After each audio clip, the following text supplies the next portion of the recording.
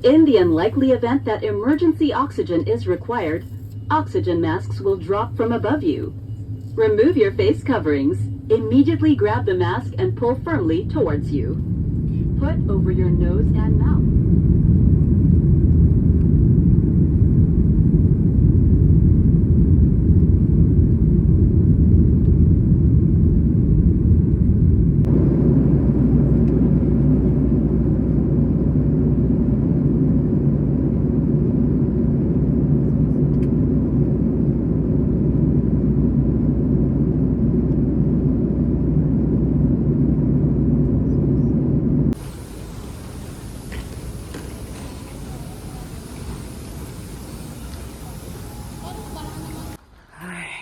So, hi! So, mag-vlog na ulit ako ngayon. Pabalik na tayo sa work. At meron akong dala na birthday gift para kay Maybell. Kasi birthday niya today. So, small something lang para sa kanya. Hindi ako nakapag-mall kaya parang sa drugstore lang nila ako bumili. Bumili ako ng cream niya sa mukha kasi alam ko mahilig siya sa doon. Lip gloss kasi nga winter ngayon, so kailangan namin ng something moisturize sa lips. Tapos isang shirt, ganyan. Grabe, hinihingal ako. So ayun, ang tagal-tagal ko nang hindi nag-vlog kasi wala ako sa mood. Ilang buwan na bago ako dumating dito sa Pilipinas. January, February. Isang buwan na rin. Tapos nung 22, isang buwan ko na rin na nakunan. Yes. Pagdating ko, preggy ako. Pero na-stress siguro ako at napagod sa biyahe kaya nawala yung baby. So ayun, alam nyo ba tong place na to? Itong favorite place ko kung saan ako naglalakad, nagmumuni-muni, nagpre-pray, nagsasalitang mag-isa. Kasi wala naman ditong ibang tao, ako lang. Dito ko siya nilagay. Syempre, hindi ko naman maating na parang itatapon ko lang siya. So dito ko siya nilagay, dito ko siya nilibing. Diba dito yung nung last year, sobrang daming yellow flowers, ayan pero ngayon ko konti. Lahat ng bagay may dahilan, so siguro hindi pa para sa amin yung baby. So nilagay ko siya dito. Nung nilagay ko siya dito, pinatungan ko ng yellow flower yung kinalalagyan niya. Tapos yung yellow flower na yun nabuhay. Pero ngayon siguro sa katagalan na namatay na yung flower pero yung halaman buhay. So may palatandaan ako somewhere there na nilagyan ko siya ng stone para pag maalala ko siya pag dadaan ako dito. Ganyan. So ayun. Tumatambay ako dito bago ako bumalik sa work. Kasi ang ganda rin naman, nakaka-relax, 'di ba?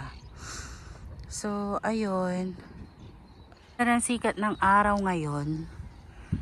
Ang side duties ko ngayon is maglilinis ako ng rooftop. Pero hindi siguro ako maglilinis ngayon ng rooftop kasi nga umulan kagabi. So, malinis siya. So, alis na ako, baby. Mag-work na si mami. Ayun, ganun lang kung meron akong gustong sabihin. Dito ko sinasabi sa hangin, sa kanya ngayon kasi meron na siya dyan. So nakakawala ng pagod kahit papano. Alam mong hindi ka na nag-iisa kasi meron ka ng angel, di ba? So ayun, siguro sabi mag-focus muna ako ngayon sa mga bayarin sa utang para makapag usad-usad sa mga bagay-bagay, ganyan. So yun, makulimlim na naman, parang uulan na naman.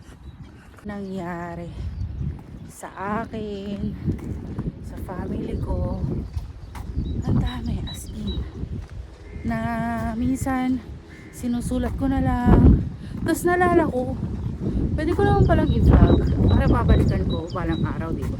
So, ayun. Nung isang araw, namasyal ako sa Yafo. Na mag-isa, nagsimba ako, ganyan. So, insert ko yung mga video dito.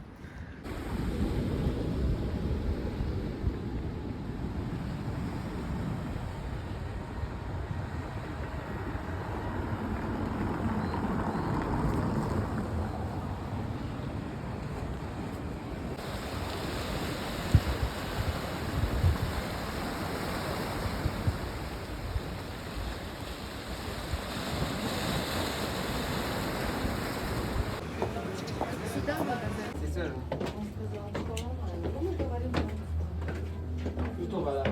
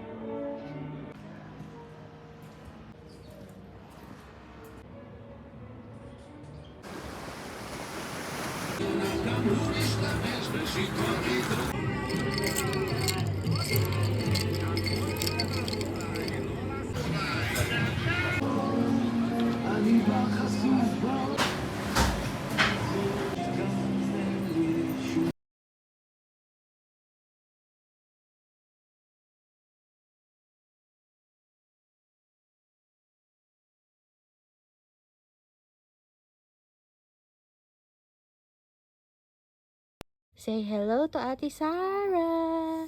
Hello. Ate Sarah. Buja, buja, buja, buja, buja, buja, buja.